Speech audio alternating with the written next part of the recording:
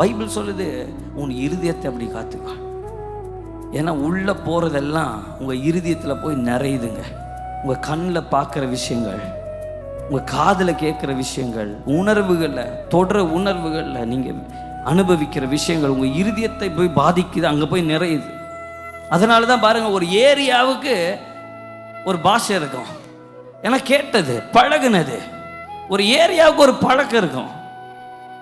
நீங்க பார்க்கறது கேட்கறது உங்கள் இருதயம் அப்படின்னு என்ன, உங்க ஆத்மாவை போய் பாதிக்கிறது. உங்க ஆத்மாவை போய் பாதிக்கிறது. இருதயம் வந்து ஒரு பொக்கிஷம் மாதிரி. வசனம் இருக்கு, நான் காமிக்கிறேன் உங்களுக்கு.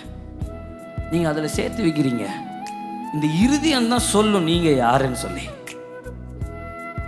நிறைய பேருக்கு நல்லா தெரியும், குடும்பத்தில் இந்த வார்த்தையை பேசினா பிரச்சனை உண்டாகும் தெரிஞ்சே என்ன பண்ணுவாங்க, தெரிஞ்சே பேசுவாங்க.